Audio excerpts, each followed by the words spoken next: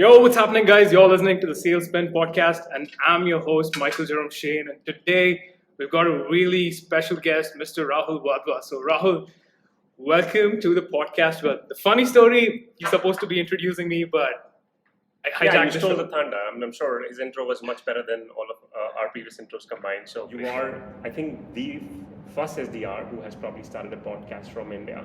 Oh, wow. I've not seen a single SDR, especially. Wow. Starting that, so that's a great achievement already there. I see that you've hosted like a couple of people.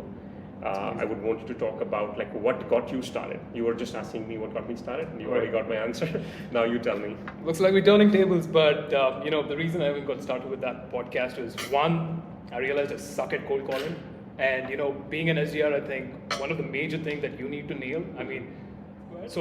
And I still remember, huge fan of Wolf of Wall Street. Been I think I watched that like 16 times in a row, and I thought, like, first day when I pick up the phone, I'm gonna sound as smooth as Jordan Belfort. Like, the reason for my call today, John, is I thought that's how I'm gonna pull it off, but complete 360. I resisted the phone for almost, I think, 6-7 months there. Wow. It was just, occasional calls. I used to pick up calls like here and there, but it wasn't like, hey, I'm gonna sit and, do a cold call blitz.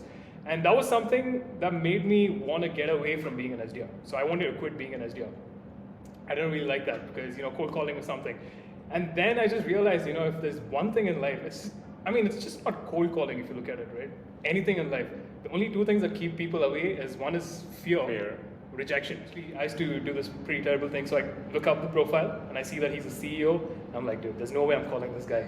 Hell no. Okay. And supposing he's an investor, hell no. There's no way he's even hearing from me. So that was how I felt. And what you have to do is oftentimes, keep surrounding yourself with people who are doing it and people who keep talking about the same stuff. And so here I have this buddy, my colleague right now, and he kept talking about sales every day. And we were sharing, and so that kind of rekindled this whole fire of like, dude, let's just conquer this thing, right? Why am I running away from it? Why? And until the end.